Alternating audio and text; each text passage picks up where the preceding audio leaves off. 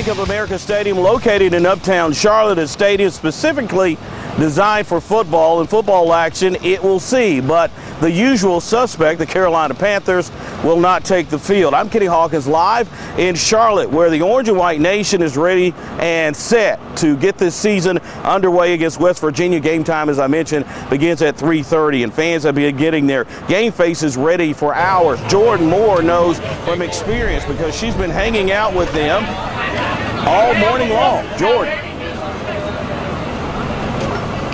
That's right, Kenny. A lot of these fans tell me they've been out here since 8:30 in the morning or even earlier. Take a look behind me. This is just one of the tailgates I've been to today. These folks are from North Carolina, from Knoxville, from all over. And earlier in the show, I brought you fans who are actually originally from the Tri-Cities region. So these fans really travel from all over the country to watch their Tennessee Volunteers play. They're all excited for the game. They all tell me, a key about this is the tailgating. They've all got a lot of food going, the hot dogs, the hamburgers, so much food out here. And especially, let me tell you, it is hot out here, so it's important to stay hydrated. We've already been through several bottles of water so far.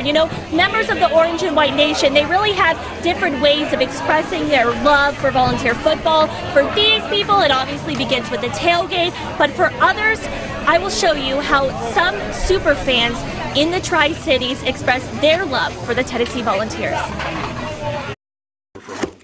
When we arrived at Jeff Anderson's office Thursday, he'd just received a package. Inside, gotta have shakers, right? Gotta have shakers. Everything you need for a UT alumni gathering.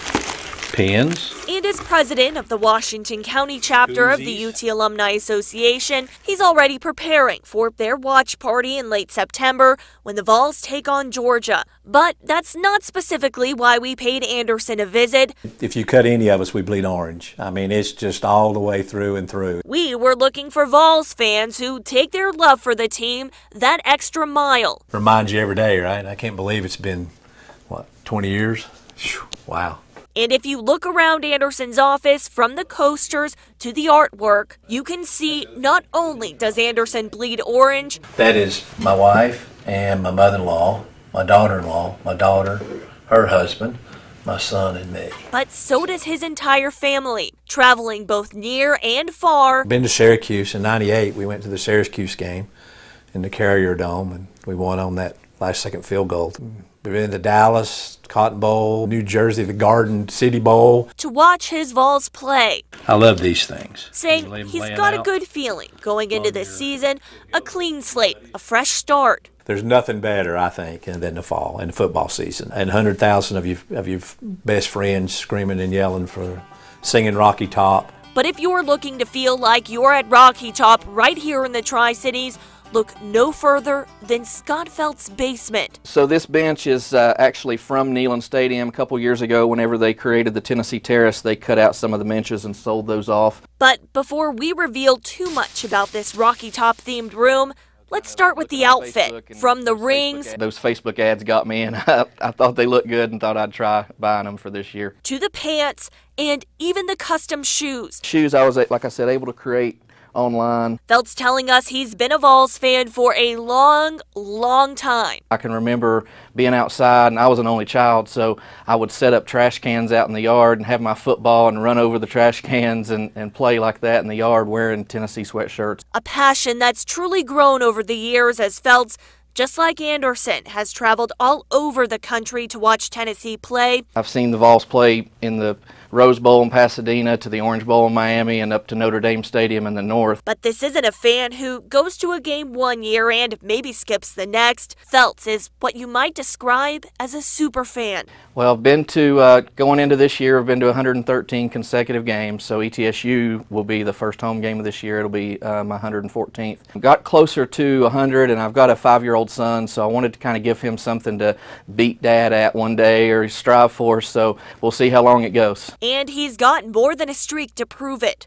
As far as actually getting stuff and wanting to actually collect it and put it up, probably 10 to 15 years. telling us that's how long it's taken to fill every corner of this room with Tennessee memorabilia. This is Coach Pruitt's autograph from this season. Things like tickets and posters from games. The Outback Bowl in January 1st, 2008. That game there was probably the most fun I've had at a football game. That was Spurrier's last game in the Swamp, and Tennessee was able to win that game. Autographed photos of Eric Berry, Philip Fulmer, John Ward, and Jason Witten, just to name a few. But as we looked around, one thing in particular caught our eye. No, it's not the old TV guides or this poster from the Music City Bowl.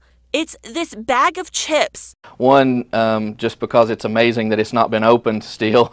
A bag of chips that hasn't been opened since the Tennessee Vols won a national championship back in 1998. And two, just because it is a piece of the national championship history, so people always like to see that. A passion for Tennessee that extends far beyond these four walls. Another example. Notice anything that stands out? What about now? Felt's telling us he's ready to take his Tennessee pride with him on the road for this first battle of the season. No matter what the setting, it's almost, go by and under your breath, go Vols, or something like that, because it's just that camaraderie where, even though you may not be at home, it still travels with you. But before he goes, there's one last thing.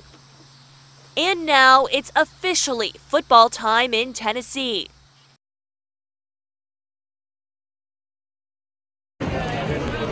Okay, so right there you just saw some Tennessee super fans from the Tri-Cities, but I'm here live in Charlotte with some of my newest friends who are Tennessee fans from other parts of the region. We're talking Eastern North Carolina, Knoxville, and we've been watching them grill this food, and guess what, guys? The food is done. Okay, so tell me what you made again and what you're gonna do right here. What we have right here is a bratwurst wrap. We're gonna put a little mustard on it. And we're not going to use a bun. We're going to use a slice of bread, and we're going to wrap that thing up, and you'll have some fine eating right there. I was going to say a bun versus bread. That's a little different. It's called a wrap. With a bun, it's called a sausage dog. If you use a slice of bread, it's a wrap. So we didn't bring up hot dog buns, so we put it in this. It's called a wrap, and it's better eating. That's great eating right there.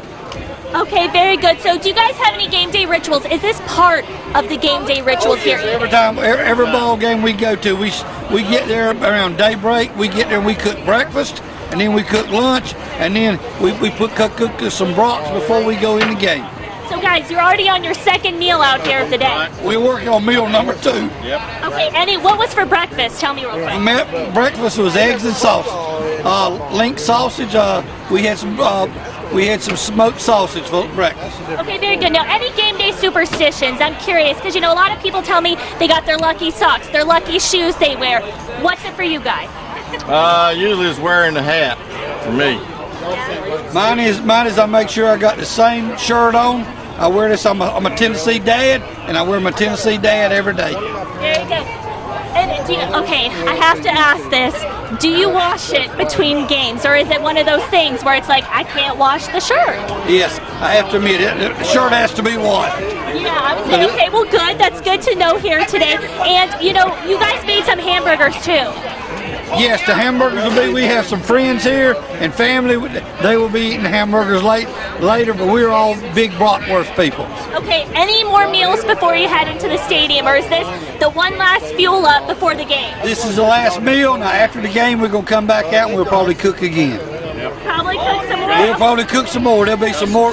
We got steak. We got some steaks in the cooler, and we'll be cooking them after the game tonight. Guys, I got to tell you, they got steaks, okay? There will be steaks here after the game.